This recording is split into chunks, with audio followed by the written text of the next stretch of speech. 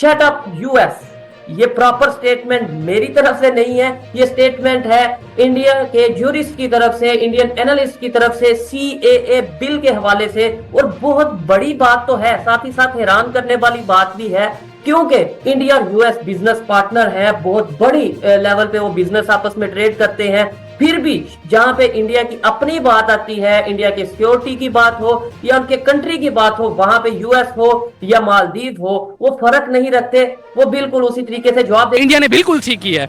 अगर उन्होंने ये बात की है कि भाई सिर्फ इस्लामोफोबिया के हवाले से बात नहीं होनी चाहिए, बल्कि रिलीजियोफोबिया के लिहाज से बात होनी चाहिए। आप खुद अंदाजा लगा लें, मैं यहाँ पर भी बहुत से ऐसे इंतहा पसंद लोग मौजूद हैं, क्योंकि आप लोगों की ही वजह से जो है ना लोगों में अवेयरनेस नहीं है और लोग एक दूसरे के दुश्मन बने हुए और नफरत जो है ना लोगों में प्रमोट हो रही है। अगर अब इंडिया और पाकिस्तान में मुकाबला होता है तो आपको क्या लगता है कि वो जंग, वो मुकाबला कौन जीतेगा?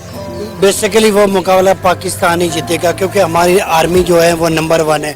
चाइना बकायदा तौर पे तारीफ करता नजर आ रहा है। चाइना भी क्या किसी साजिश का हिस्सा बन गया है कि जो इंडिया की तारीफ करता नजर आ रहा है? इस चीज पर भी बात करेंगे। जुल्म नहीं करते हैं, कोई जुल्म नहीं कर रहे, तो फिर ये क्या हमें गलत दिखाया जाता है? जो जुल्म करते तो जीत। नमस्ते दोस्तों, जय हिंद किंग भारत न्यूज में आपका स्वागत है। दोस्तों, जैसा कि आपने क्लिप में देखा, नागरिकता संशोधन कानून को लेकर अमेरिका की ओर से चिंता जताए जाने पर भारत ने ऐतराज जताया है। विदेश मंत्रालय ने शुक्रवार को कहा कि यह भारत का आंतरिक मामला है, इसमें अमेरिका की टिप्पणी अवांछित और गैर जरूरी है।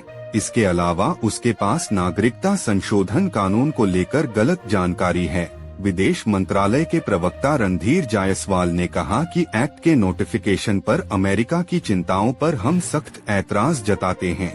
यह हमारा आंतरिक मसला है और अमेरिका को इस पर टिप्पणी करने से बचना चाहिए। अमेरिकी विदेश मंत्रालय ने टिप्पणी की थी कि हम सीए पर नजर बनाए हुए हैं।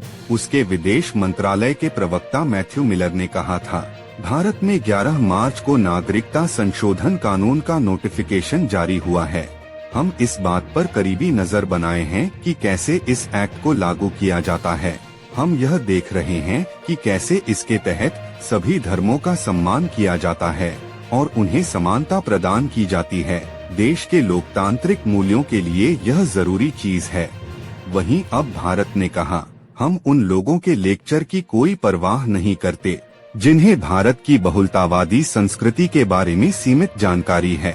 दोस्तों, वीडियो को आगे बढ़ाने से पहले एक छोटी सी रिक्वेस्ट, प्लीज हमारे चैनल को लाइक करें, सब्सक्राइब करें और शेयर करें। तो आइए वीडियो को आगे बढ़ाते हैं। सनातन धर्म में ना भगवान कहते हैं कि भगवान से ना डर, ईश्वर से ना डर, अपने कर्मा से डर। तो जो बोएगा वो तू पाएगा।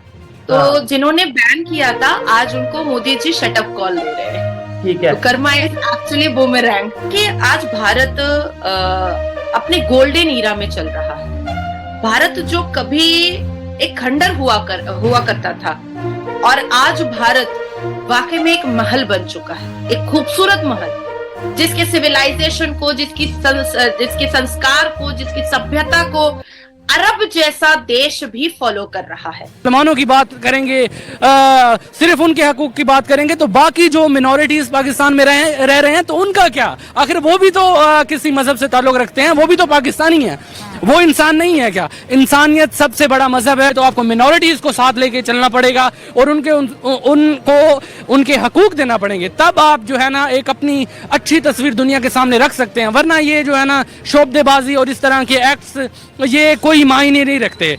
और शट अप अमेरिका, इसमें ये मतलब क्या आप कहना चाहेंगे? इंडिया के भारत, देखिए शोएब, भारत जो है ना इतना पावरफुल हो चुका है अपने हर तरीके से, इकोनॉमिक के तरीके से, डिफेंस के तरीके से, जीडीपी के तरीके से, और भारत को लीड करने वाला व्यक्ति वो खुद इतना पावरफुल है कि वो आंखों में आंखें डाल करके अपने भारत के मुद्दों पर किसी को इंटरफेयर करने मना कर सकता है। अब यूएस ने जब सीए को लेकर के कोई टिप्पणी की है, तो पहले उनको डेटाज उठा करके देखना चाहिए था। 1991 की बात मैं बता रही हूँ कि बांग्लादेश में 22% हिंदू थे। आज कितने परसेंट है? 3.9%। कहाँ गए ये हिंदू और सिख? क्या कर दिया गया इनके साथ? क्या मार डाला गया? क्या इनका कन्वर्शन कराया गया?